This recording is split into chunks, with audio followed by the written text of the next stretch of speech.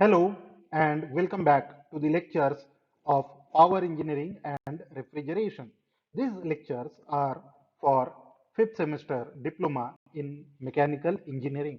I am Ritesh Arode from Department of Mechanical Engineering, NIT Polytechnic, Nagpur.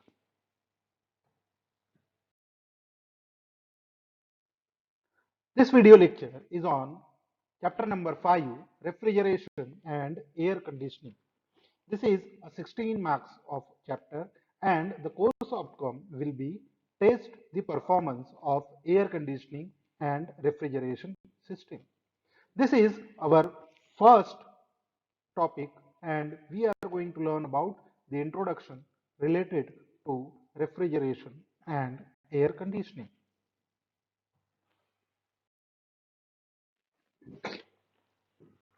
Before starting the lecture, let's discuss about the learning outcome.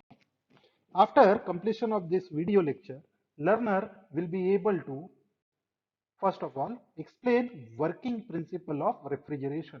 सो इस video lecture में सबसे पहले हम लोग refrigeration के बारे में जानेंगे कि रेफ्रिजरेशन क्या होता है, उसकी नेसेसिटी क्या होती है, कहाँ पे जरूरत पड़ती है और उसका वर्किंग प्रिंसिपल क्या होता है. उसके बाद हम लोग देखेंगे एप्लीकेशंस ऑफ आरएसी. तो इस वीडियो लेक्चर के बाद आप आरएसी की एप्लीकेशंस की लिस्ट बना पाएंगे. आप डिफरेंट एप्लीकेशंस जो रेफ्रिजरेशन एंड एयर कंडीशनिंग की होती है उनको आप लिस्ट कर पाएंगे. साथ ही साथ हम लोग पढ़ने वाले हैं परफॉर्मेंस पैरामीटर्स ऑफ रेफ्रिजरेशन. जैसे हम लोगों ने देखा है कि हीट इंजन या आईसी इंजन जो अभी तक हमने पढ़ा है उसका परफॉर्मेंस पैरामीटर हमने देखे थे, तो उसी तरह से रेफ्रिजरेशन के भी कुछ परफॉर्मेंस पैरामीटर्स होते हैं. तो वो क्या होते हैं इस हम वीडियो लेक्चर में देखने वाले हैं. तो आगे बढ़ने से पहले डिस्कस कर लेते हैं पीओ और पीएसओ मैपिंग इस वीडियो लेक्चर के लिए. तो इस वीडियो लेक्चर में सबसे पहले तो पीओ 1 मैप होगा, क्योंकि यहाँ हम लोग बेसिक नॉलेज जो है, basic science, laws of thermodynamics हम यूज करेंगे. सो दैट्स व्हाई पीओ 1 यहाँ पर मैप होता है. पीओ 2 यहाँ पर मैप हो रहा है बिकॉज जो चीजें हम लोग पढ़ रहे हैं it is a discipline related topics, यानी मैकेनिकल इंजीनियरिंग का कोर टॉपिक है, तो इसीलिए पीओ 2 भी हम लोगों ने मैप किया है. तीसरा होता है एक्सपेरिमेंट एंड प्रैक्टिस. तो आपको डायग्राम ड्रॉ करना है, प्रैक्टिस करना है, आंसर लिखने की प्रैक्टिस करना है और इस पर प्रैक्टिकल भी परफॉर्म करने हैं, तो इसीलिए पीओ 3 हम लोगों ने मैप किया है. उसके बाद आता है पीओ 4. पीओ 4 में आपका होता है इंजीनियरिंग टूल्स एंड इक्विपमेंट. तो जो टूल्स और इक्विपमेंट हम लोग यूज कर रहे हैं वो यहाँ पर आएगी, क्योंकि यहाँ आरएसी के जो इक्विपमेंट होते हैं उनको किस तरह से हैंडल करना है, किस तरह से उनको यूज करना है, सिलेक्ट करना है, ये हम पढ़ने वाले हैं, इसीलिए पीओ 4 मैप किया है. उसके बाद आता है पीओ 6 एनवायरमेंट एंड सस्टेनेबिलिटी. इसको भी हमने यहाँ पर मैप किया है. और ये क्यों किया है, क्योंकि रेफ्रिजरेशन जो होते हैं इसका डायरेक्टली जो इम्पैक्ट है वो एनवायरमेंट पे पड़ता है और एनवायरमेंट की वजह से हमको इनका यूज भी करना पड़ता है, तो इसीलिए पीओ 6 मैप होता है. उसके बाद PO 8 that is individual and team work यहाँ पर मैप किया है. फिर हमने पीओ 9 कम्युनिकेशन मैप किया है और life long learning PO 10 map किया है. साथ ही साथ हम लोगों ने मैप किया है पीएसओ 2 और पीएसओ 3. तो पीएसओ 2 होता है मैकेनिकल इंजीनियरिंग इक्विपमेंट्स और मैकेनिकल इंजीनियरिंग प्रोसेसेस. तो ये दोनों जो चीजें हैं यहाँ पर हम लोग देखने वाले हैं, क्योंकि हम इक्विपमेंट्स के बारे में पढ़ेंगे और रेफ्रिजरेशन प्रोसेस के बारे में पढ़ेंगे. रेफ्रिजरेशन प्रोसेस क्या होती है और इक्विपमेंट किस तरह से हम लोग यूज कर सकते हैं वो हम लोग यहाँ पर पढ़ने वाले हैं. तो इसीलिए ये दोनों चीजें हम लोगों ने यहाँ पर मैप की है.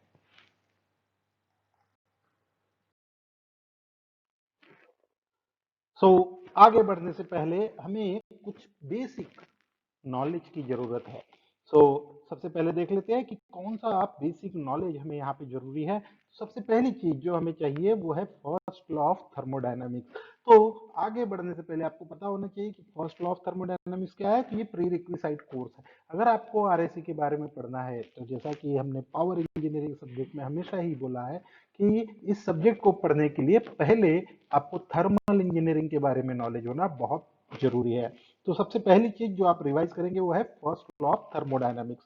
तो फर्स्ट लॉ ऑफ थर्मोडायनामिक्स को अगर आप रिवाइज करते हैं तो आपको इतना पता होगा कि एनर्जी का फ्लो कैसे होता है. Energy always flow from higher level to lower level, यानी हाई टेम्परेचर से लो टेम्परेचर की और हीट हमेशा फ्लो होती है। तो this is a first law of thermodynamics. तो ये हम लोगों ने पढ़ा था और यही बेसिस पे सेकेंड लॉ ऑफ थर्मोडायनामिक्स आता है, जिसमें दो स्टेटमेंट होते हैं। सबसे पहले केल्विन प्लैंक स्टेटमेंट और Clausius statement. Kelvin Planck statement में हमको हीट का जो फ्लो होता है from higher temperature to lower temperature, उसका यूटिलाइजेशन करके हम लोग इक्विपमेंट यूज करते हैं जिसको हम बोलते हैं इंजन, यानी हीट इंजन। और हीट इंजन के ऊपर हमने इसके पहले के पूरे टॉपिक ऑलरेडी पढ़ चुके हैं। नेक्स्ट जो है वो है क्लॉसियस स्टेटमेंट। तो आगे बढ़ने से पहले इस वीडियो को यहीं पर पॉज कीजिए और क्लॉसियस स्टेटमेंट एक बार अच्छी तरह से पढ़ लीजिए, जिसकी एप्लीकेशंस होंगी आगे के सारे टॉपिक में। तो आई होप कि आपने क्लॉसियस स्टेटमेंट बहुत अच्छी तरह से पढ़ा है। तो क्लॉसियस स्टेटमेंट में क्या होता है?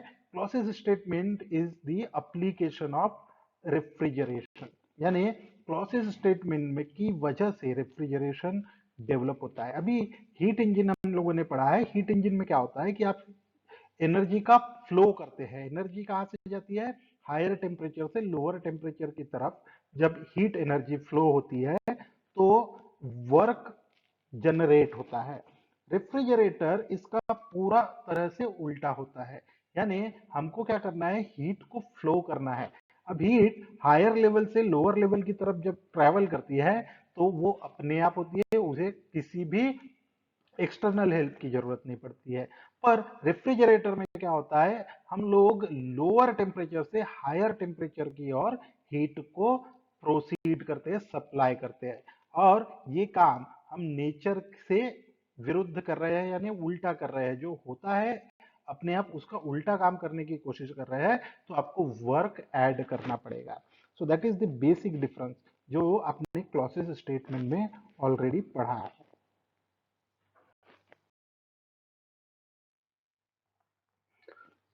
सो आई होप कि आपको क्लॉसेस स्टेटमेंट बहुत अच्छी तरह से पता है। तो आइए शुरू करते हैं हमारा ये पहला लेक्चर रेफ्रिजरेशन पे। तो सबसे पहले बात कर लेते हैं कि रेफ्रिजरेशन क्या होता है। वीडियो को पॉज कीजिए, सोचिए कि व्हाट इज रेफ्रिजरेशन। सो आपने सोचा है कि रेफ्रिजरेशन क्या होता है। आपके घर में रेफ्रिजरेटर यूज होता है, अपने बहुत सारे ऐसे चीजें होती है जहां पर हम रेफ्रिजरेटर को यूज करते हैं। तो रेफ्रिजरेटर में जो प्रोसेस होती है, that process is known as refrigeration. तो क्या है रेफ्रिजरेशन? तो refrigeration may be defined as the process of achieving and maintaining a temperature below the surrounding। क्या कर रहे हैं हम लोग? बिलो सराउंडिंग टेम्परेचर यूज कर रहे हैं हम लोग। Maintaining a temperature below surrounding, यानी आपके घर में एक फ्रिज है।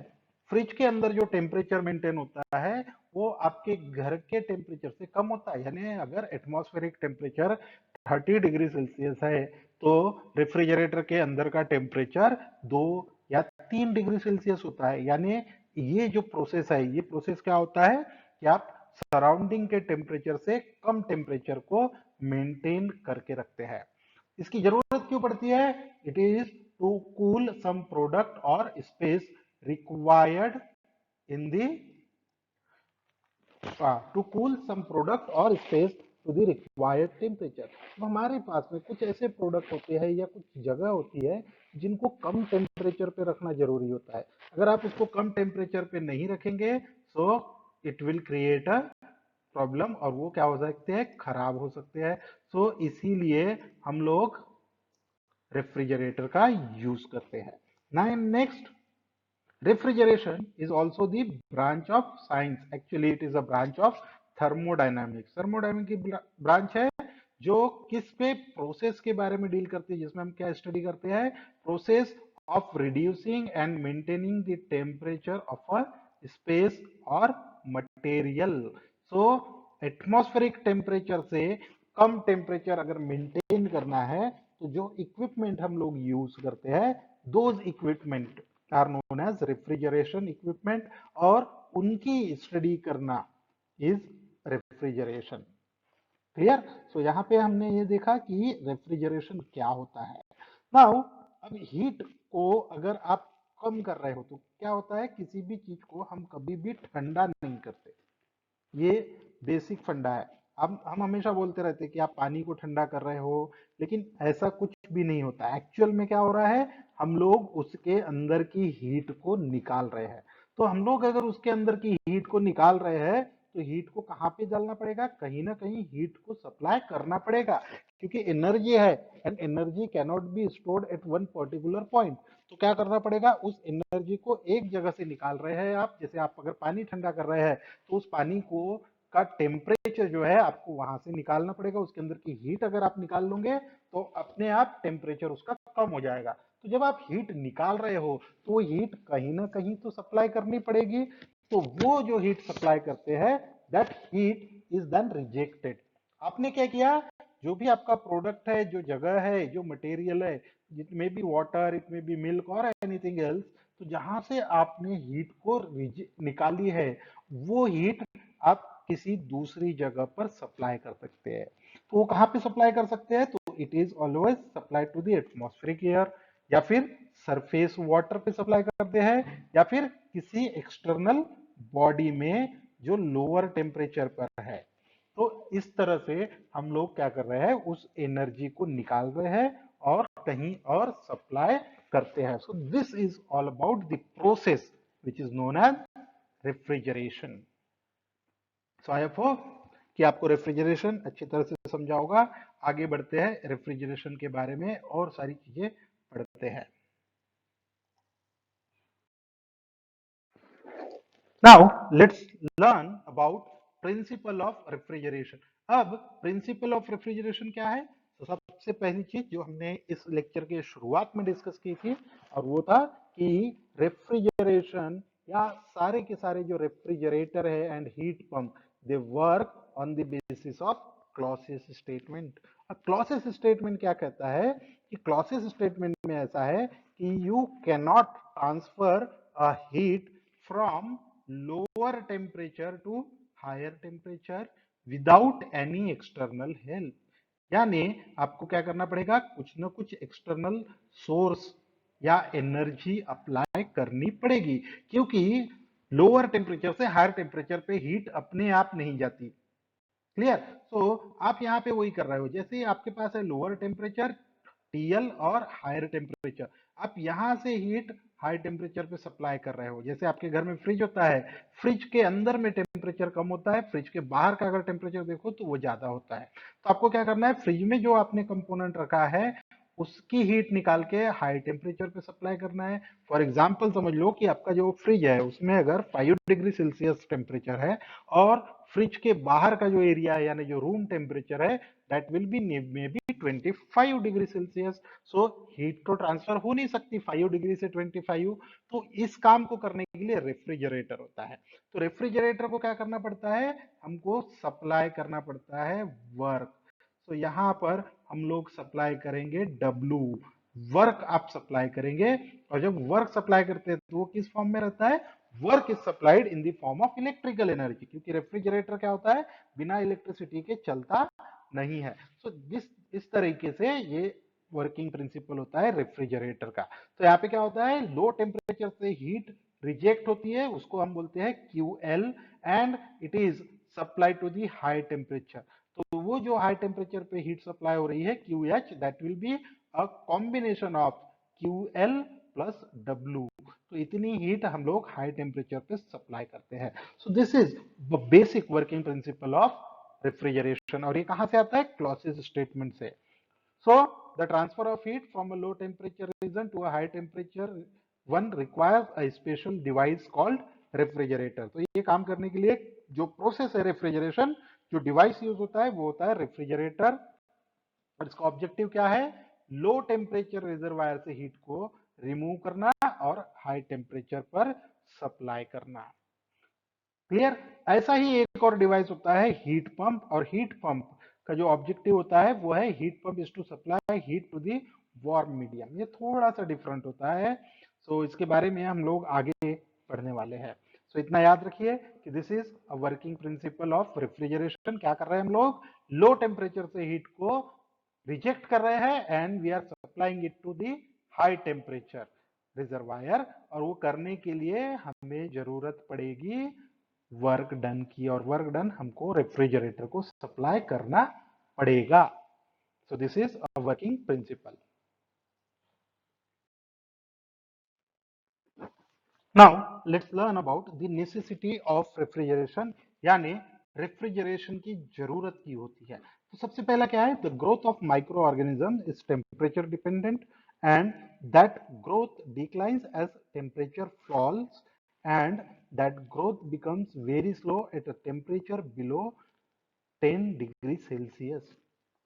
तो हमारे घर में या आपके खेतों में हमेशा जो फूड आइटम्स होते हैं, इट में भी मिल्क या फिर वेजिटेबल्स, फूड्स, फ्रूट्स वगैरह जो होते हैं, इनको खराब होने के लिए माइक्रो ऑर्गेनिजम्स जिम्मेदार होते हैं. और ये माइक्रो ऑर्गेनिजम्स का जो ग्रोथ होता है वो नॉर्मल टेम्परेचर पे बहुत हाई रेट पे होता है. तो ये माइक्रो ऑर्गेनिजम्स क्या करते हैं, आपके जो फूड आइटम्स है या जो फ्रूट्स है, वेजिटेबल्स है, इनको खराब करते हैं. तो इन्हें ठीक रखने के लिए हमें जरूरत होती है कि आप लो टेम्परेचर मेंटेन करके रखें, क्योंकि इनकी जो ग्रोथ होती है वो लोअर टेम्परेचर पर ज्यादा नहीं होती. और 10 डिग्री सेल्सियस पे इनकी ग्रोथ बहुत कम होती है, और कम टेम्परेचर अगर हो जाए उससे भी 4 या 5 डिग्री सेल्सियस, तो इनकी ग्रोथ बिल्कुल भी नहीं होती. तो इसीलिए हम लोग हमेशा रेफ्रिजरेटर घर में क्यों यूज करते हैं, फूड आइटम्स को प्रिजर्व करने के लिए. आप लंबे समय तक अगर आप बाहर में वेजिटेबल रखेंगे नॉर्मल टेम्परेचर पे, तो वो 1 या 2 दिन में खराब हो जाएगा. लेकिन उसको रेफ्रिजरेटर में अगर आप मेंटेन करके रखते हैं, तो it will be useful for much longer period. तो ये हो जाती है domestic application, necessity of refrigeration. उसी के साथ कोल्ड में जो मेटल होते हैं उसकी कोल्ड ट्रीटमेंट के लिए आपको इसकी जरूरत पड़ती है रेफ्रिजरेशन की. जैसे कि आपने देखा होगा मटेरियल जो सब्जेक्ट है आपने पढ़ा होगा, जिसमें कोल्ड ट्रीटमेंट, हीट ट्रीटमेंट की बात की है, एनीलिंग होती है, नॉर्मलाइजिंग होती है. तो वहां पर हम लोग मेटल का कोल्ड ट्रीटमेंट करते हैं, जहां पे हमको रेफ्रिजरेशन की जरूरत पड़ सकती है. उसके बाद मेडिकल में भी इसकी जरूरत पड़ती है. तो इसी के बेस पे नेसेसिट एप्लीकेशंस होती है रेफ्रिजरेशन की. तो क्या होती है, सबसे पहला food processing, preservation and distribution. तो फूड को प्रोसेस करना, आजकल आपने देखा होगा कि पैक्ड फूड आता है, तो उसको प्रोसेस, पैक करने के बाद उसको ठंडा करते हैं और फिर प्रिजर्व करते हैं लंबे समय तक. आप देख रहे होंगे कि कुछ फ्रूट्स होते हैं जो एक सीजन में होता है वो आपको दूसरे सीजन में भी मिलेगा. तो क्यों, क्योंकि आप कोल्ड स्टोरेज बड़े बड़े बना रहे हो, वहां पर उनको स्टोर करके रखते हो. सो इसीलिए रेफ्रिजरेशन की जरूरत पड़ती है. Then chemical and process industry, chemical industries में आपको कुछ केमिकल को मेंटेन करके रखना पड़ता है कम टेम्परेचर पे. कई प्रोसेस इंडस्ट्रीज है जहां पर, जैसे मिल्क प्रोसेसिंग इंडस्ट्रीज है, मिल्क के प्रोडक्ट जहाँ पे बन रहे हैं वहां पे रेफ्रिजरेशन की जरूरत पड़ती है. उसके बाद स्पेशल एप्लीकेशंस होती है कुछ, जैसे cold treatment of metal, medical, construction, ice skating and all. तो जैसे कि बड़े बड़े मॉल्स है, वहां पे कोल्ड ट्रीटमेंट करना पड़ता है. मेटल का जो कोल्ड ट्रीटमेंट होता है, जैसा अभी थोड़ी देर पहले हमने डिस्कस किया था. मेडिकल में बहुत सारी एप्लीकेशन है, जैसे कुछ मेडिसिन होती है जिसको एक पर्टिकुलर टेम्परेचर पे मेंटेन करके रखना पड़ता है. जैसे अभी आप न्यूज़पेपर में देख रहे होंगे आजकल, जैसे कोरोना की जो वैक्सीन के बारे में बात हो रहा है कि उसकी वैक्सीन को कितने डिग्री टेम्परेचर पे मेंटेन करना है. तो उसके लिए भी आपको इस रेफ्रिजरेशन प्रोसेस की जरूरत पड़ती है. तो वो तो कोरोना का जो वैक्सीन है वो एक एग्जाम्पल है. बहुत सारी ऐसी मेडिसिन होती है जिनको आपको लोअर टेम्परेचर पे मेंटेन करके रखना पड़ता है, ताकि उसे आप लॉन्ग टाइम के लिए स्टोर करके रख सके. उसके बाद एक आता है कंफर्ट एयर कंडीशनिंग. हमारे घर में, सभी के घर में एयर कंडीशन होता है, तो आपको एयर कंडीशनिंग की जरूरत पड़ती है, and that thing is required. So that is also application of refrigeration. So these all are the necessity and applications of refrigeration. Now we have learned about the process of refrigeration. तो refrigeration process के बारे में हमने पढ़ा. ये जो refrigeration process है ये कहां पर होती है, रेफ्रिजरेटर में होती है. अब रेफ्रिजरेटर के अंदर जब ये प्रोसेस होती है तो उसका परफॉर्मेंस कैसे मेजर किया जाता है उसके बारे में देखते हैं. तो सबसे पहला होता है रेफ्रिजरेटिंग इफेक्ट. सबसे पहली बात जो अभी तक हम लोगों ने पढ़ी है वो याद रखने लायक कौन सी बात है, वो है कि आप किसी भी चीज से हीट को क्या कर रहे हो, रिमूव कर रहे हो. आप किसी चीज से हीट अगर रिमूव कर रहे हो, मतलब क्या है, आप उसको ठंडा कर रहे हो. इसका मतलब you are providing a refrigerating effect. तो क्या है, the rate of heat absorbed from a body to be cooled is called as refrigerating effect. यानी आपने कितनी हीट एब्जॉर्ब की है, जिस बॉडी को आप ठंडा करना चाहते हो, जिस मटेरियल को आप ठंडा कर रहे हो, तो कितना ठंडा कर रहे हैं उसके हिसाब से आपको उसके अंदर से हीट को रिमूव करना पड़ेगा. सो जितनी हीट आप रिमूव कर रहे हो, that is known as refrigerating effect. So refrigerating effect क्या है? It is the amount of heat energy removed. क्या है? Amount of heat energy removed per unit time. एक पर्टिकुलर टाइम में आपने कितनी हीट रिमूव करी है फॉर किसी चीज को या किसी बॉडी को ठंडा करने के लिए. That is known as refrigerating effect. Clear? Now it is expressed in kilowatt और किलो जूल्स पर सेकेंड. ये अपनी इसकी यूनिट है. ओके, तो यूनिट कितनी है? किलोवाट और किलो जूल पर second. And it is also called capacity of refrigerator. तो रेफ्रिजरेटर की कैपेसिटी भी बोलते हैं, कितना ठंडा कर सकता है, कितनी उसकी कैपेसिटी है. इस तरह से हम लोग जब भी रेफ्रिजरेटर खरीदने जाते हैं तो this is a capacity. Clear? So this is all about the first parameter, that is refrigerating effect. Now the second is unit of refrigeration. जितने भी रेफ्रिजरेटर या उससे रिलेटेड इक्विपमेंट होते हैं, रेफ्रिजरेटर हो गया या एयर कंडीशनिंग हो गया, इनका जो परफॉर्मेंस होता है या स्पेसिफाई जो होता है वो यूनिट ऑफ रेफ्रिजरेशन के बेस पे किया जाता है. और ये standard unit of refrigeration is nothing but the ton of refrigeration. अगर आपने कभी एसी खरीदा होगा या एसी देखा होगा तो आपको पता होना चाहिए कि जब भी हम एसी खरीदने जाते हैं तो हम ये बात पूछते हैं कि कितने टन का एसी है. सो दैट AC जो टन ऑफ रेफ्रिजरेशन है, that thing is basically known as unit of refrigeration. यानी अगर आप किसी भी RAC इक्विपमेंट यानी refrigeration and air conditioning equipment की कैपेसिटी की बात करो, कितना उसकी कैपेसिटी है, तो वो हमेशा टनेज में की जाती है, यानी टनेज ऑफ रेफ्रिजरेशन. अभी टनेज ऑफ रेफ्रिजरेशन क्या होता है? तो it is basically the quantity of heat required to be removed from 1 ton of ice at 0 degree Celsius within 24 hour from 0 degree Celsius of water. तो अगर आपको ये basically क्या है? एक टन यानी क्या होगा? एक टन यानी होता है 1000 केजी. तो 1000 केजी, इसीलिए इसको टन ऑफ रेफ्रिजरेशन कहा जाता है. तो ये कैसा है? कन्वेंशनल सिस्टम है. पुराने जमाने में जब किसी को कोई चीज ठंडी करनी होती थी तो वो बहुत सारी बर्फ लेके आता था. बहुत पहले जब बर्फ जमाने का कोई ये नहीं था, तो आप क्या करते थे कि जैसे कोल्ड जगह है वहां से बर्फ को यूज करते थे और उस बर्फ को यूज करके आप लोग किसी भी चीज को ठंडा करते थे. तो क्या है यहाँ पर?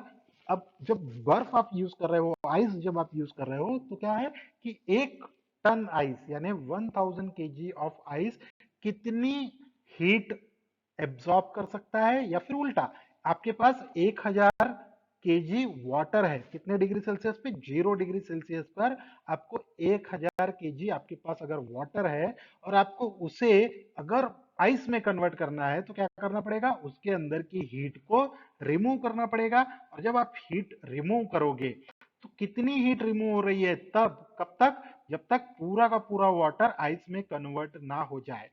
That thing is known as ton of refrigeration. और ये कैलकुलेट कैसे करते हैं? तो 1 टन यानी कितना होगा? Latent heat of ice into mass of ice divide by time required. Time कितना चाहिए हमको? 24 घंटा. ऐसा नहीं कि 4-5 दिन लग गए, ये 24 घंटे में आपको इतना काम करना है. सो कितना है? लेटेंट हीट ऑफ आइस कितनी होती है? 335 किलो जूल्स. सो 335 किलो जूल्स आपके पास लेटेंट हीट है. उसके बाद 1000 इज 1 टन, तो 1000 केजी. और टाइम रिक्वायर्ड कितना है? 24 घंटे. इसको आपने क्या कर दिया? सेकेंड में कन्वर्ट कर दिया. तो इसको अगर आप कैलकुलेट करोगे तो it will comes to 3.517 kilo joules per second. So 1 ton is always equals to 3.517 kilo watt. ये हमेशा आपको याद रखना है. सो ये आपको याद रहना ही चाहिए कि एक टन यानी कितना होता है? 3.517 kilo VAT. So this is the capacity, this is the energy requirement या heat which is required for 1 ton of refrigeration effect. Clear? So this is all about unit of refrigeration.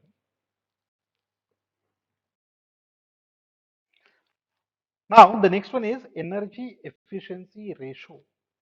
जब भी हम लोग RAC equipment की बात करते हैं तो ये एक प्रोसेस, ये जो प्रोसेस है, ये प्रोसेस हम लोग क्या कर रहे हैं, नेचर के अगेंस्ट ये प्रोसेस कर रहे हैं. सो नेचर के अगेंस्ट अगर आप प्रोसेस कर रहे हो तो it will be very energy consuming equipment.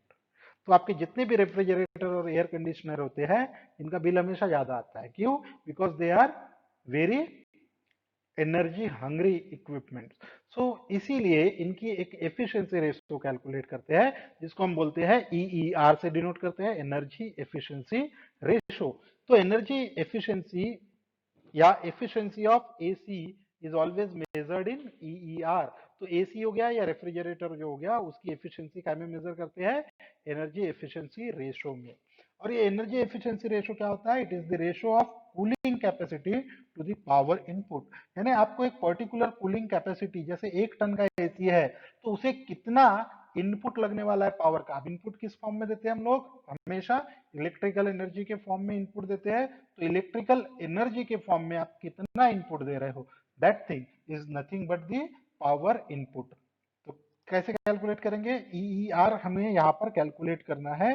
So energy efficiency ratio of HVAC cooling device is the ratio of output cooling effect, क्या में रहेगा, टन ऑफ रेफ्रिजरेशन में to the input electrical energy जो watt में रहता है at a given operating point. तो किसी भी टाइम पे हम ये कब दे रहे हैं वो कैलकुलेट कर सकते हैं. और ये कैसे कैलकुलेट होगा, देखिए. तो इसका EER का फॉर्मूला क्या है, cooling capacity upon power input. And cooling capacity कितनी है, 3.517. हमने इसको किलोवाट को वैट में कन्वर्ट कर दिया. 1 टन, ये 1 टन की वैल्यू थी 3.517. ये हमने देखा था वो काय में थी, किलोवाट में.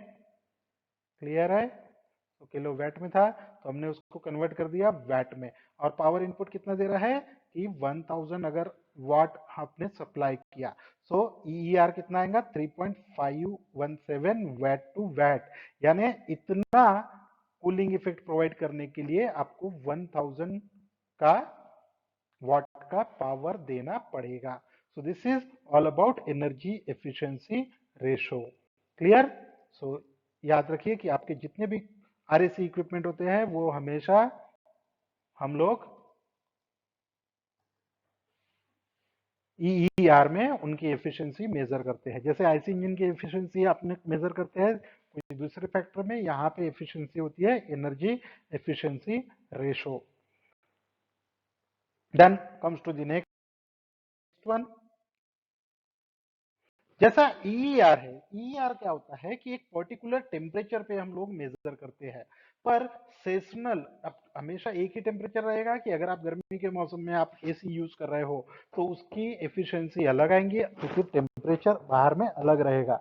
ठंड के मौसम में आप अगर यूज कर रहे हो तो उसकी एनर्जी अलग आएंगी क्योंकि टेम्परेचर अलग है. तो एटमॉस्फेरिक टेम्परेचर हमेशा कांस्टेंट नहीं रहता. हर दिन जनवरी में एटमॉस्फेरिक टेम्परेचर अलग होगा, मई में अलग होगा, अप्रैल में अलग होगा. तो हमको क्या करना है कि अलग अलग टेम्परेचर पे उसको मेजर करना है और फिर हम उसका SEER यानी seasonal seasonal energy efficiency ratio calculate करते हैं. तो ये क्या होगा, पूरे समर सीजन के लिए आप उसको कैलकुलेट करते हैं और फिर ये रेशो हम लोग यूज करते हैं. तो आपने हमेशा देखा होगा कि जो एसी होता है या जो रेफ्रिजरेटर होता है आपके घर में, उस पे एनर्जी स्टार की रेटिंग होती है. 1 स्टार, 2 स्टार या 3 स्टार, 4 स्टार एसी होता है. तो वो किस हिसाब से कैलकुलेट होता है, वो इस रेशो के हिसाब से कैलकुलेट होता है. एनर्जी एफिशिएंसी रेशो के हिसाब से वो रेटिंग आपके इन इक्विपमेंट को प्रोवाइड की जाती है. So this is all about seasonal energy efficiency rating. Now we have come to the last performance indicator और इसको बोला जाता है COP. COP मतलब होता है कोएफिशिएंट ऑफ परफॉर्मेंस. तो जैसे कि आईसी इंजन या गैस टरबाइन की जो एफिशिएंसी होती है वो हम एफिशिएंसी को कैलकुलेट करते हैं, यानी एफिशिएंसी से पता चलता है कि उसकी इफेक्टिवनेस कितनी है। पर जो आरएसी इक्विपमेंट होता है, रेफ्रिजरेटर और एयर कंडीशनिंग, इनका जो परफॉर्मेंस है वो या एफिशिएंसी है, it is always expressed in terms of COP, यानी कोएफिशिएंट ऑफ परफॉर्मेंस। तो सीओपी क्या होता है? It is the measure of effectiveness of refrigeration system. It is the ratio of refrigerating effect Q to the input work required to produce that effect. So basically it is the ratio of refrigerating effect divided by work input. तो refrigerating effect यानी क्या होगा? Heat absorbed इन refrigerator, यानी आप जो heat आपने absorb की है, जो भी स्पेस है या फिर कोई मटेरियल है उसमें से, so that will be Q A. और network supply to the system, तो आपने ये रेफ्रिजरेटिंग इफेक्ट प्रोड्यूस करने के लिए कितना वर्क सप्लाई किया है, so that ratio is known as coefficient of performance.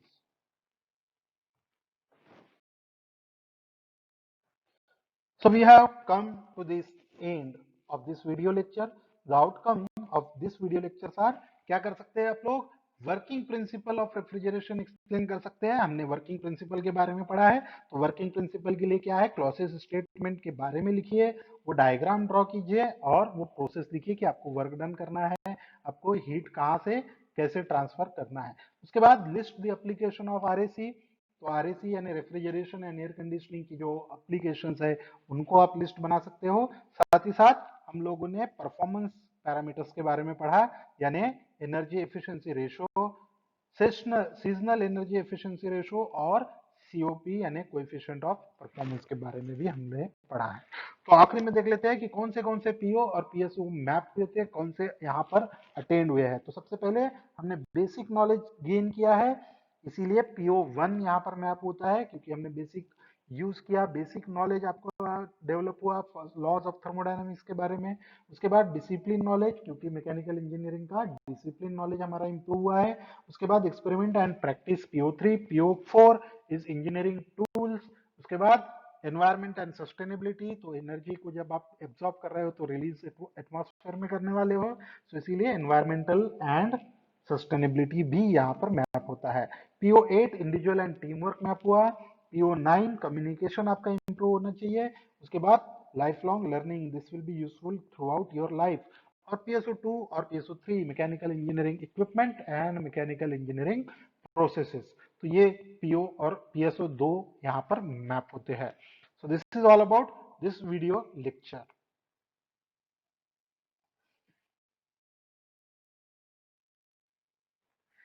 So this is all about the introduction of refrigeration.